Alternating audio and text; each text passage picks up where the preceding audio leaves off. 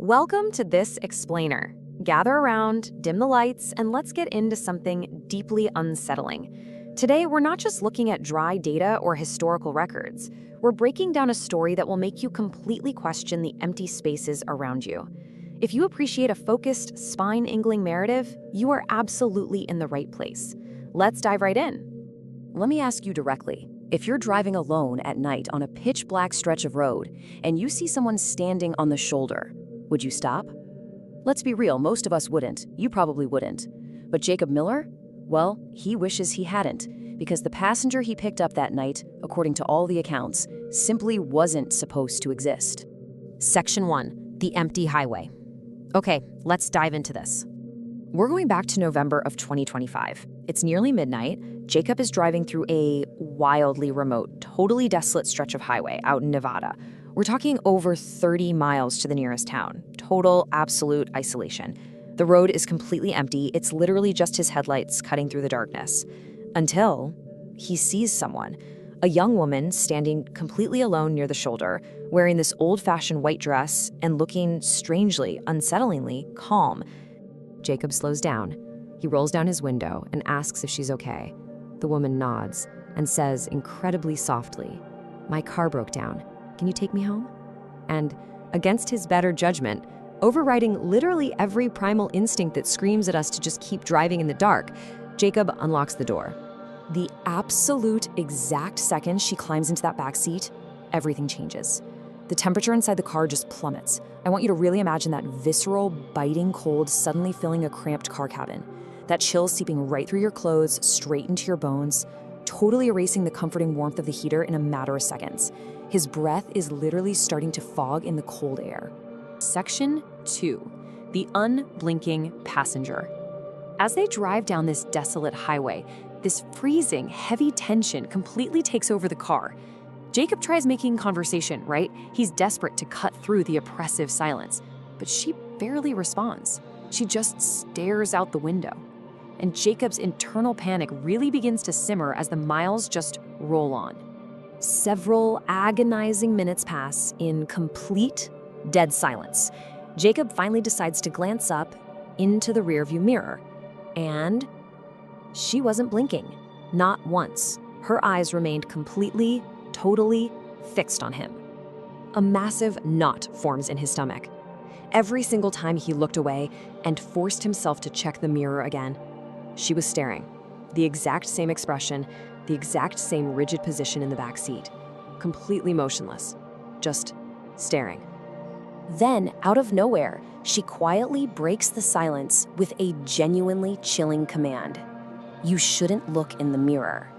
Jacob laughs nervously, asking what she means. The woman doesn't answer him. Instead, she just points straight ahead into the darkness and says, "Turn left at the next road." But looking at the windshield, there is no crossroad. There's no intersection. There is absolutely nothing but a terrifying pitch-black void. Section 3. The Abandoned House. Jacob is glancing at his GPS, which insists there's absolutely zero civilization nearby.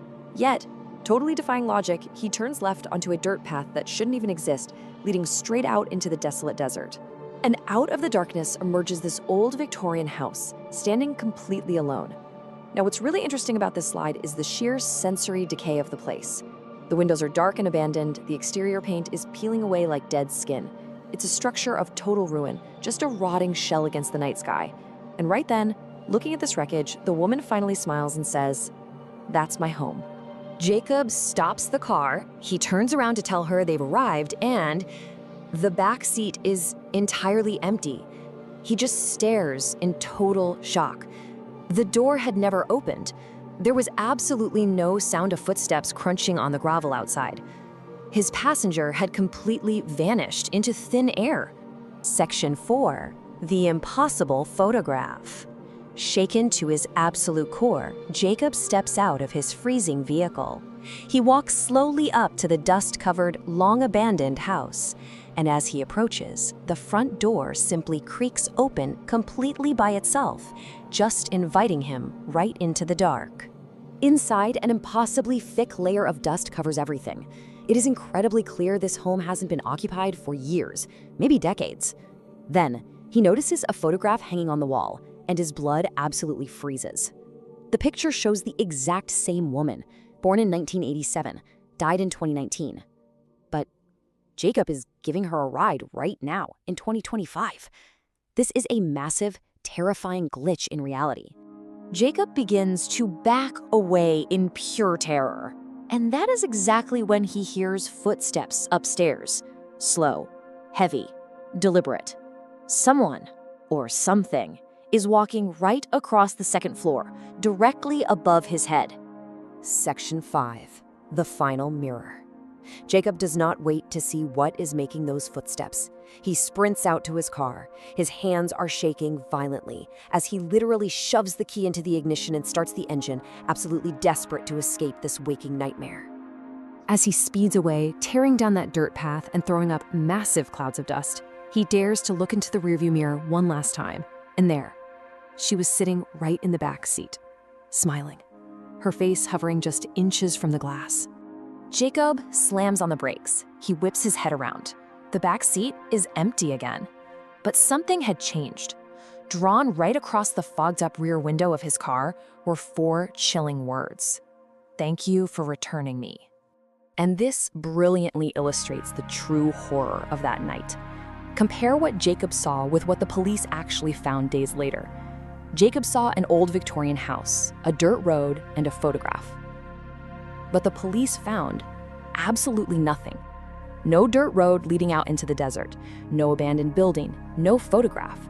They discovered that the house had actually burned to the ground 6 whole years earlier. Section 6. The endless ride. Because honestly, the most terrifying part of this story isn't just what happened out on the highway. It's the deeply unsettling realization that while some passengers leave your car, others never truly do. The trauma of that night never left Jacob. To this day, he flat out refuses to drive at night, because every now and then, when the sun goes down and he makes the mistake of checking his rearview mirror, he still catches glimpses of her, sitting right behind him, waiting, watching, smiling. So, the absolutely crucial point here is the next time you're driving alone and the road is completely empty and someone asks for a ride, will you make absolutely sure they're alive before you unlock the door? Thank you so much for joining me for this explainer. Keep your eyes on the road. Well,